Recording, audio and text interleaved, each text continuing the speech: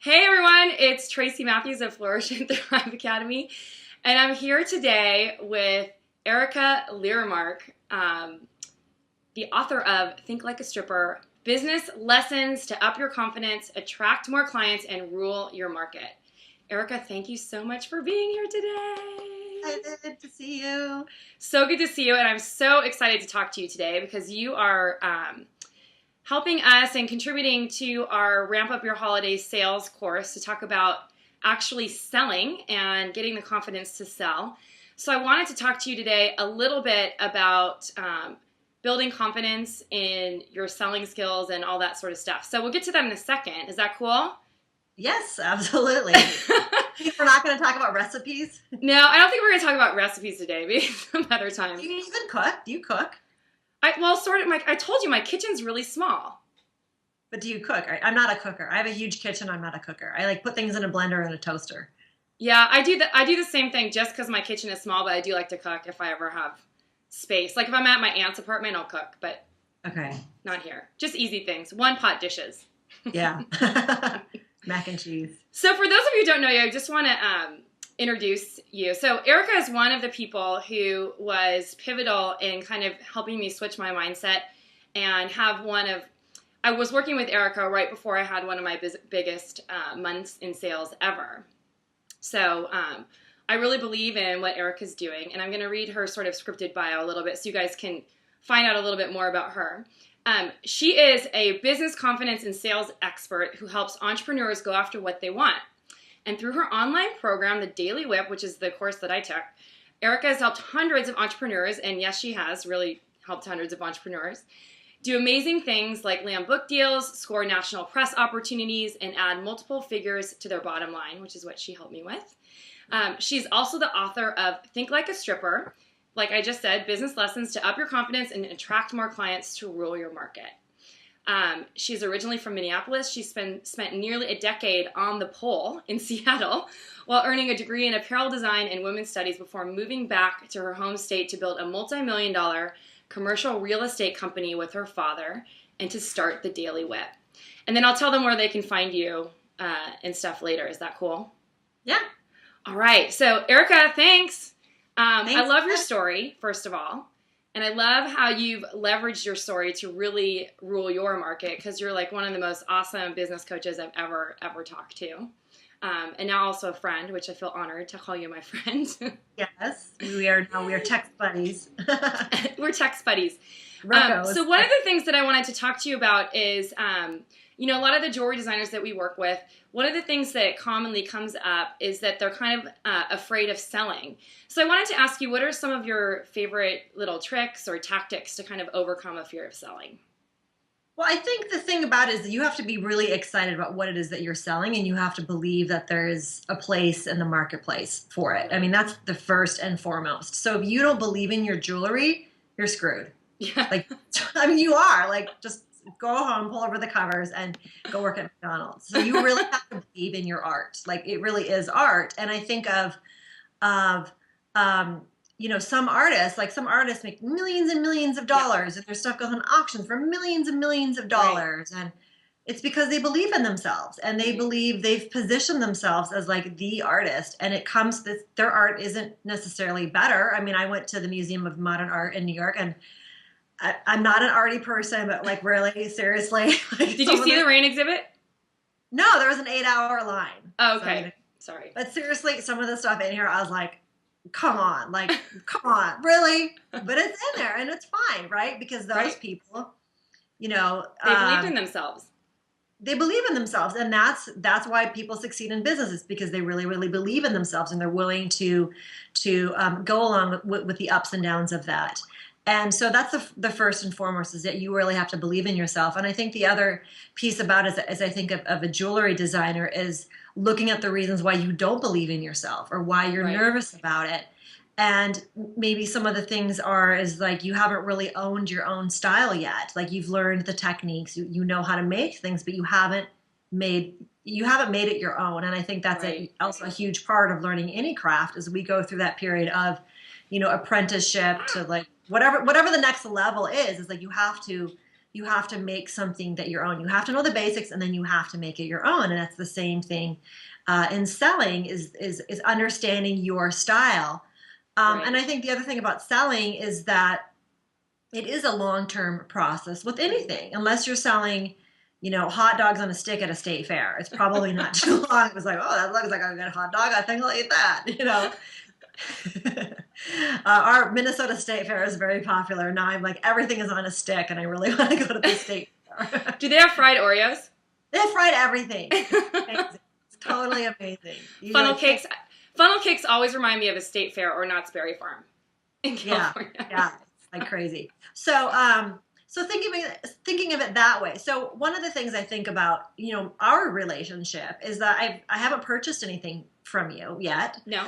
But I fully believe that at some point in my life I will have you design something for me, because I know your capabilities, and I'm like, could Tracy design this for me? And I can. all the things I want, I know are going to be really expensive. But it's a long-term relationship. And because we've developed this relationship, if somebody's looking for a jewelry designer, I'm going to send them to you. Another jewelry designer, Natasha Wozniak, I have purchased quite a few of her pieces. And the thing about Natasha is that, like, I've come to New York a couple times, and she lives there, and she just shows up like, here's my jewelry. Yep. It's like a little display, and the last time I went to New York, I went to a party and I came in with a necklace on. There you go. For this, right? And so, and then she was wearing all of her jewelry, and it's like she's wearing this very simple piece of like a black dress, and she does like a lot of that wrought iron stuff, and it just looks so smashing with her look. Right. And so, I know you wear your own jewelry. We've talked about the rings that you've made and the earring. I'm like, oh my God, this stuff is so beautiful. And you have to be willing to wear your own art and to let people talk about it and say like, oh, I made this. I make custom jewelry. Or do you need custom jewelry? Are you interested? And so it's really believing in your stuff to the point of that you would go, hawk it at a party. Right. We actually recommend that technique quite often. Because I see, Natasha brings us stuff, and now I'm like, now I got to spend 10 grand with her and all the stuff I want, on her stuff, and Tracy, and like I can't have any more jewelry friends because you guys are taking all my money. And I love it. But that's a part of it, and I think sales and marketing is this. It's a constant seduction. It's constant, and if someone has a desire, they're not going to forget about it. So. Example, I went to Lululemon, and I wanted to get a little bag, like a little fanny pack bag for like walking my dog and traveling. And they had a bag that was like kind of a fanny pack, but a cute fanny pack, not an ugly one. Well, because they only have cute fanny packs there. Yeah. And a strap, and I was like, I'm going to think about it. And then I went home, and then my personal trainer came over, and she had the bag I want. I'm like, that's the bag I want. And she's telling me all the features of it. And now I'm like, I really need that bag. And so I go to Lululemon like a few days later, and like, oh, we're sold out of that bag. So I'm calling all the stores. I'm looking for it online. I'm totally desperate that I must have this bag. It's like wrecking my life because now this desire has been elevated. And so I think there's also that piece of creating that desire in your customers and really understanding how your customers think. And, so look at examples of your own purchasing habits and how you shop, and think about what excites you and what creates desire within yourself. And I think with jewelry, it's a great thing for celebrations. So to celebrate something, milestone in your life. So I don't know if you can see this necklace that I have on here. Your circle necklace. It's your signature piece. I know, I love circles. And I bought this. I was speaking at Troy Johnson's Spark and Hustle in Chicago, and I was nervous. And that morning, I had told myself there was a off Saks Fifth Avenue, which is like the discount Saks store, and they seriously have like better stuff than Saks. And I told myself after the presentation's over, I'm going to buy something like that I totally don't need at Saks Fifth Avenue to reward myself. And I was on my way upstage, and I saw this necklace. This woman had a booth there. It's Juliet Jewelry.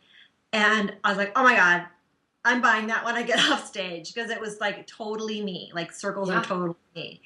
And so I bought it off stage, and then I emailed her a couple bit back and forth, and I realized that I had bookmarked her page on Etsy for some other necklaces that she Oh had. my God, that's awesome. So it's like, it's also this trusting thing. Yeah. So, like eventually I'm going to buy another piece from her because I love her. I love her stuff. And so I have a tendency to, once I like a company, that I'm going to go back and purchase other pieces of their stuff. Right.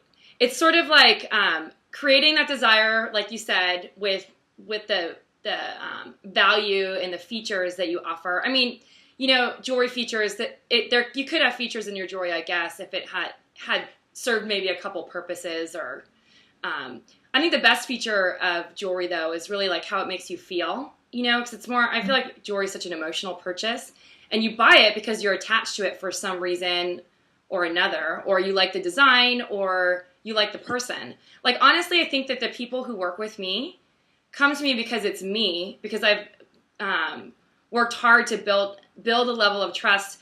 And if they've never met me, they go to my site and they kind of see what's out there, and then my video kind of like tells the story, and they get to know me a little bit before. So kind of just like building, confidence, which is building your own confidence, I guess, which is the next thing I want to ask you about, because I know that's something that you totally focus on, is, if you're not feeling confident, like you talked about it a little bit, but like, what are some of like your key tricks to kind of gain the confidence if you're doing all those other things, but it's still not working for you? Well, I think the thing is think about, what do people come to you for? Right. So, I'm really good at like the quick fix. I'm really not the quick fix. I don't believe in quick fixes, but like I'm a good problem solver, and I like think really fast. And you are. So yeah. So I think of like, again, like, what's your specialty? Like for me, like, don't call me to ask me to babysit, because I will like, I have to go dig a grave. Sorry, I'm really busy that day. I'm totally, busy. So really focus on like, what are you really good at, and what do you geek out over? And when you're doing that, you're always in your wheelhouse. Like, you feel confident about things. There's lots of things in my life that I don't feel confident about, and I work to delegate those things, or to run the other way, or to not ever have to do them. And because I know those just aren't in my genius. Like family gatherings, like I don't feel confident when I go to a family gathering. Like I just don't. I never have my whole life, and I just like want to do the dishes, and like you're like, hi, personal family, but like large family reunions where if there's a lot of small talk and everybody feels awkward, and like I haven't seen you in 20 years, and you're Aunt Edna. Yeah, like squeezing your cheeks, and I just like, I'm so not confident in those situations, and it's not really something that I desire to be confident in as well. So I think also of, planning your life around situations and people that do make you feel confident. And sometimes, sorry, my cat has decided to have like a run-a-thon in the house. No worries. You can hear her. She's like 15 years old and acts like she's 3. It's all that organic food. So I think that, of planning your life around the things that make you feel confident. Right. Because if you feel confident in one area, you can build. What I was going to say is that if there's something so for me, like public speaking. So 2 years ago, if we would have done this call, I would have been so nervous. So like, what am I going to say? I have no idea. But I knew that I wanted to be confident being interviewed and talking with people. And so I just had to like build that along the way. And it hasn't always been comfortable for me. Right. And it definitely hasn't been easy for me. But I've built it along the way. And so I think if you think of as confidence as a journey, it's not something that you just have. Like, you have to work for it, and you have to earn it. And nobody can give that to you. You can only earn that yourself. I love it. Confidence is a journey. That's like a tweetable or quotable. It's a blog post waiting to happen. Okay, it is a blog post waiting to happen. I'll see it in your newsletter next week. So I wanted to ask you one more question. In your book, you talk about creating alter egos in order to build confidence, when you're selling. And I know when I took the morning whip, I had my own alter ego, or what you like to call a compact superhero. How do you think that a compact superhero, sorry if there's a truck outside, how do you think a compact superhero or creating like an alter ego or a different persona can help you when you're sort of in one of those shy moments when you don't want to like go out and sell. I talked to one of our mastermind students, and I was like, for some reason, when she's on her cell phone, it comes up as Valerie. And so I created this joke. I'm like, Val, you need to go out and sell. And her name's Sarah, actually. But, that's like her alter ego. And every time she puts on like the Valerie hat, she ends up like selling a ton. So, I know it works for some people. How has it worked for you? And how can it work for other people? Everybody that I know that employs it, it works for them. Because it is. It's like when you're a kid, you play Ken or Barbie, or you play pirate or cowboy or whatever it is that you're playing, and like we all have the ability to like kind of like jump into another energy. Like we're just like we all have the ability to shapeshift, and so it's the same thing. And I've always had imaginary friends like my whole life. I still have them. And, we won't go into that. Some other time, right? And but I always had imaginary friends, and I've always had a big imagination. So like I always look at strategies because I haven't had, I've had challenges in my life, just like everybody's had challenges in life. And so playing in the world of imagination has always really helped me. And so anytime I've had to do something that was difficult for me or that I didn't want to do, that I created a character around it. And when I was dancing, it was creating a stage name. So it wasn't just like, oh, I'm just going to pick a name, but I really created this persona around this person. And her name was Bianca, and she was very sassy and very fun and very similar to my own personality. But then as time went on, I would be other characters. Like I would be, like Ursula or Natasha, and she was from Eastern Europe. And I would create this accent and don't blah, blah, blah. And then I would be, English or Australian or Irish or Swedish or... and the cowboy. I remember I read in the book that you threw on your cowboy hat. Yeah. Cowboy girl. And because I love playing characters, because it's all of a sudden, you do things that you wouldn't normally do before. Right. And it creates this bravery for you. And I mean, you can shift it just like that. And you know that you're in your good character zone when you get like excited to be this person. So sometimes if I'm having a sales conversation and I'm like not looking forward to it, or I feel a little nervous about something, I pretend like one of my characters, her name is Elena Sanchez. So I don't know if you saw the movie Savages. Yeah, well, yeah, I was going to say like, oh yeah, that's the Selma Hayek character. So just like, put my fake bangs. And I know she's not a nice lady, but like there's something about her I really like. She's such a sexy villain. And so... I am Elena Sanchez. So, like, that's a great example also. And other people, like, I'm not the first. People have been doing this for centuries. I'm not the first person. I just coined it compact superhero. Right. And used it. And so Lady Gaga is her persona. And that helped her, like, move into that thing. Beyonce had Sasha Fierce. So Beyonce had terrible stage fright. And Sasha Fierce helped her get over her stage fright. Oprah used to pretend she was Barbara Walters. She did? Yeah. I've never heard that. Really? I learn something new from you every time I talk to you. I love it. So she used to pretend she was Barbara Walters because she was so nervous, and then she finally realized that I don't want to be, I have to be myself. And so, but then there's always the question, well, who am I today? So, that I can change in the time. Like, I'm not feeling like myself. Who am I today? So, I love that. But it really is great. And my sister has used it. And another way that my sister, I know this is about sales, but my sister and I use it to communicate with each other. Yeah. So we have very different personalities, and she's very detail oriented. And we used to work together in commercial real estate. And I would really get irritated when she would ask me these like detail oriented questions. And so she created a character named Henny Penny. And Henny Penny was kind of like a hen pecker, like cluck, cluck, cluck, and just like she was out to irritate me.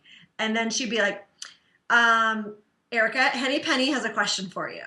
And then I knew, I was like, take a deep breath. Okay. Here. And like I was mentally preparing myself. I'm like, yes, Miss Penny, how can I help you today? It really helped mentally prepare me. And she has other characters like, and you can use this in the negative too. It helps create part of your person. Like one of hers is overwhelmed Octavia. So I know when she's like, oh my God, I'm so overwhelmed. I can't even like handle one more thing. And so we've also created characters to talk about my dad. And so it helps us like, deal with him because we're like, yeah, he's always changing his mind. And so we have names for him, and it helps us kind of like separate our dad from this part of him that we Yeah. don't always, appreciate. And Dad, I really hope you don't ever see this, but our secret name for him. We won't tell. Yeah, but again, it's a strategy, and sales Right. is a strategy, and business is a strategy, and um, it takes time to perfect your craft, and just like you perfect your jewelry craft, it's the Yeah. same with sales. And I've been in sales for 25 years, and I'm still learning about sales. I'm still learning about people. And if you approach it as, just like with confidence, it's a journey, and it's not about I got to close a sale, I got to close a sale, I got to close a sale, I got to close a sale, because people like that, they burn out, and they usually Yeah. don't enjoy what it is that they're doing, and they don't get great customer feedback. Just like, earlier when we started this call, I was talking about Zappos Hmm. and Yeah. how I returned shoes, and they were so nice about it. And they just like, oh, I'd asked for a store credit, and I'm like, no, I want a refund now. And they're like, no problem. And they were so nice about it and funny and clever. And that is why they get a lot of my money, because they make Yeah. it so easy for me to purchase from them. Right. Make it easy. When you're shy, put on your compact superhero. When I was taking the morning whip, I've taken it a few times, but when I was taking it back when I first kind of went to introduce to you, I created the compact superhero, Attractive Amethyst. And Attractive Amethyst got all of her ideal clients, and she was overflowing with income from the perfect people all the time. And I can't remember what it was, but anyway, like I had this goal. I remember you got me to say that I make jewelry for rich people. So it kind of it started raising my vibration. Like I started attracting all of these ideal clients. And in the end, at the end of that month, like putting everything that I learned about marketing and working with you and using Attractive Amethyst, I ended up booking like one of my biggest months in profit ever. Yeah, that's a great way to look at it. It raises your vibration, it Yeah. raises your energy, and anytime that I'm in my sales mode, I always do whatever I can to raise my vibration. Doing yoga, happy dancing, like being ridiculous, standing on my head, like drinking, taking really good care of my physical body, Right. green juices, drinking lots of water.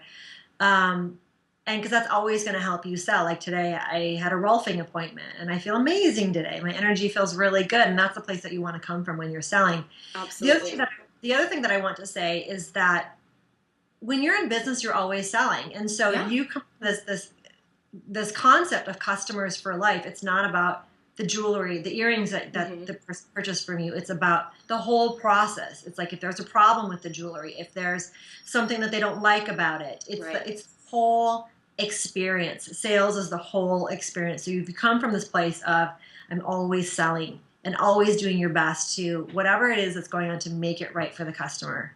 And being of Um, service. and being of service, because people talk and people are very loyal, and they don't want to find new people. They want to work with the same people because we're Right. all, it's like once we like somebody, we like them, and we want to give them all our money.